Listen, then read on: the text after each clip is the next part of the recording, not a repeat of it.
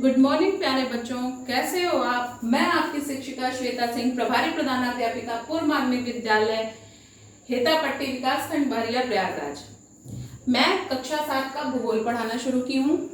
आज मैं पाठ 1 का भाग 2 आपको समझाने जा रही हूँ। भूगोल में पृथ्वी की आंतरिक संरचना। पहला भाग मैंने आपको बता दिया था और आशा करती हूँ आप उसको समझ गए होंगे। 1-2 बार देखेंगे तो बहुत अच्छे से दिमाग में आपके वो घर कर जाएगा। अब उसी के आगे का है, आपको मैं छोटे छोटे टुकड़ों में इसलिए पढ़ा रही हूँ ताकि आपको अच्छी तरीके से समझ में आ जाए। मैंने आपको पृथ्वी की आंतरिक संरचना पढ़ाई थी कि पृथ्वी अंदर से कैसी है। ये भी बताया था कि पृथ्वी के अंदर का कैसी है, ये हमें कैसे पता चला, गर्म है, ठंडी है, पृथ्वी बनी कैसे, पृथ्वी के अंदर का भाग कैसा है, ये मैंने सब आपको बताया था। मैंने फिर एक छोटा सा डायग्राम बना लिया है पृथ्वी की आंतरिक संरचना का। पृथ्वी की संरचना का मैं नाम भी आपको उस दिन बताया था मैंने। भूपर्पटी, मेंटल, मेंटल में भी ऊपरी मेंटल, निचला मेंटल, फिर बाह्य क्रोड, आंतरिक क्रोड, ये इसकी परतें हैं। अब उसके बारे में थोड़ा विस्तृत अध्ययन कर लेते हैं। पृथ्वी की जो सबसे पतली, मैंने आपको सेब एक देख लीजिए, सेब जैसे होता है वही पृथ्वी का, उसको मान के चलिए कि पृथ्वी है। तो जो सेब का आपने छिलका देखा है बहुत पतला होता है, तो उसी तरह से भूपर्पटी हमारी ऊपरी हिस्सा जो होता है बहुत पतला होता है। ये पृथ्वी की सबसे पतली और ठोस परत होती है, वो जिस पर हम रहते हैं, मानव रहता है, ये सबसे ठोस और पतली परत होती है। और आपको एक चीज और जान लीजिए आज कि पृथ्वी, ये जो हमारी परत है, ये अलग अलग जगह पर अलग अलग है। कैसे? विभिन्न जगहों पर अलग अलग उसका कैसे मोटाई है, जबकि मैंने आपको बताया था, याद करिए, 30 से 40 किलोमीटर तक की उसकी गहराई मानी जाती है भूपर्पटी की, सबसे पतली वाली परत की। तो अलग अलग कैसे है? अलग अलग इस तरह से बच्चों, समुद्र जो है वो गहरा होता है, आप सभी जानते हैं। पृथ्वी से तो बहुत, जो मेन धरातल है हमारा महाद्वीप का, उससे तो बहुत गहराई में है ना समुद्र। तो समुद्र में तो इसकी परत पतली हो जाएगी ना, तो समुद्र में 4 से 7 किलोमीटर ही पतली है। और पृथ्वी पर इसकी, महाद्वीपों पर इसकी जो मोटाई है धरातल पर, वो 35 से 40 किलोमीटर तक मानी जाती है।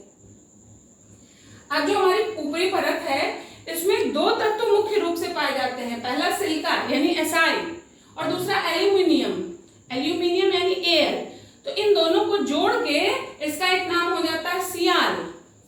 सियाल भी कहते हैं, पृथ्वी की ऊपरी परत को हम सियाल भी कहते हैं, ये भी पूछा जाता है। फिर दूसरा आ जाएगा मेंटल। अब ऊपरी मेंटल, निचला मेंटल, ठीक है, एक करके पढ़ा रहे हैं। ये सबसे मोटी परत होती है। यहां से देखिए, यहां से लेके यहां तक का मेंटल का भाग है, ये ऊपरी मेंटल है, निचला मेंटल है। ये बहुत मोटी होती है, लगभग 2900 किलोमीटर तक की मोटाई होती है इसकी।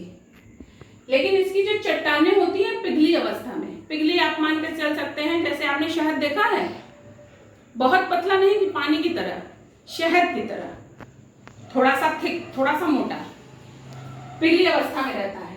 ये भूपर्पटी से एक सीमा पर, जहां से ये भूपर्पटी से अलग होता है, उसको उस सीमा को खोजने वाले भूगर्भ शास्त्री का नाम है मोहोरोविक।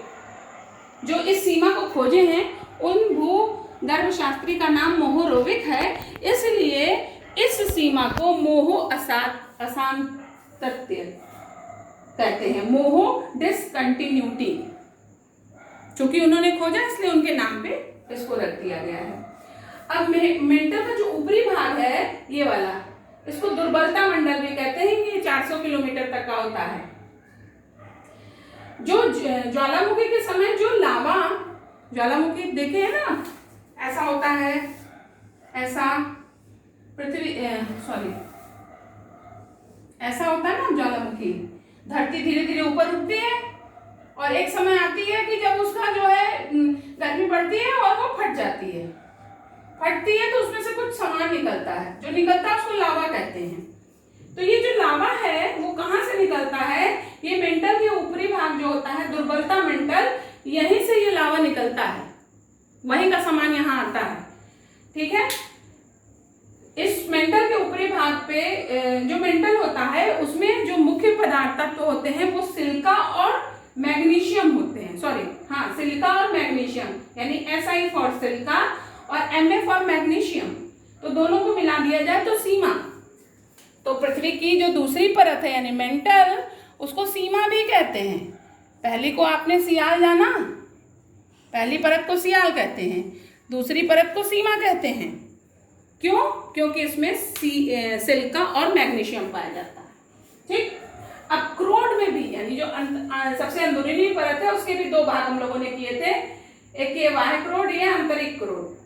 ठीक है, इसके बारे में भी जान लीजिए। क्रोड और मेंटल की जो सीमा है वो 2900 किलोमीटर के बाद बनती है। 2900 किलोमीटर का आपको बताया ना कि मेंटल होता है, उसके बाद जो है वो क्रोड आता है। क्रोड भी दो भागों में है, एक बाह्य क्रोड है, बाह्य क्रोड, और ये अंदर वाला जो है ये आंतरिक क्रोड। ठीक है, आंतरिक क्रोड। बाह्य क्रोड जो है ये वाला भाग, ये तरल अवस्था में है, और आंतरिक क्रोड जो है ये ठोस अवस्था में है। जबकि बहुत गर्मी है तो आपको सोचना चाहिए कि यहाँ तरल अवस्था में होना चाहिए, नहीं, गर्मी है फिर भी ये ठोस अवस्था में है।